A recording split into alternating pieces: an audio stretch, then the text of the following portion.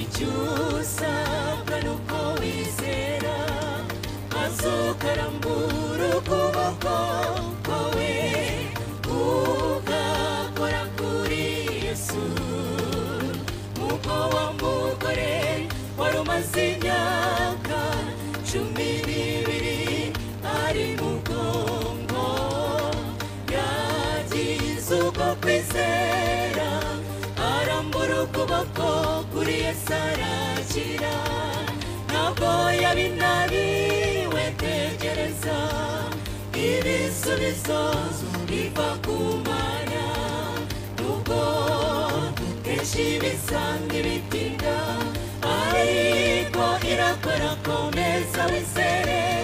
indira kandi wizere ko ibishoboye kwiherezo bizasohora oya ntabwo yabinaniwe tegereza ibisubizo biva ku Mana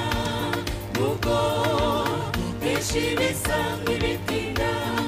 ariko irakora komeza wizere indira kandi wizere ko ibishoboye kwiherezo bizasohora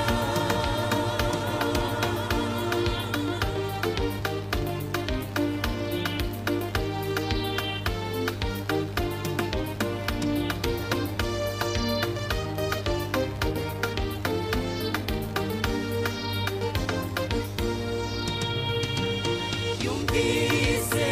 ko bihagije gukora kuri Yesu gusa maze aragenda anyura mu bantu akora ku mwenda wa Yesu mbega uko kwizera kwari muri we yatumye agira ubwo gutinyuka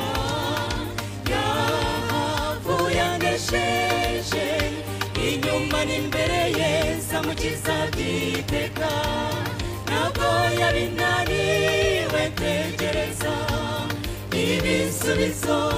biva ku Mana nubwo kenshi bisa nk'ibitinda ariko irakora komeza wizere indira kandi wizere ko ibishoboye kwiherezo bizasohora oya ntabwo yabinaniwe tegereza ibisubizo biva ku Mana nubwo kenshi bisa nk'ibitinda ariko irakora komeza wizere indira kandi wizere ko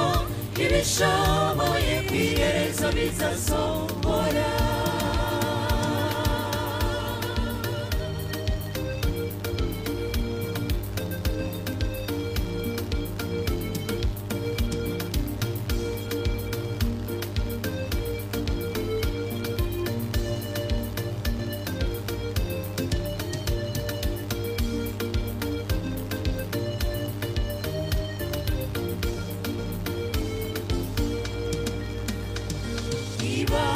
dufite kwizera ko Yesu ashoboye gukiza ntituzarambirwa ngo ducogore kubw'amakuba yo mw'isi Yesu n'umukiza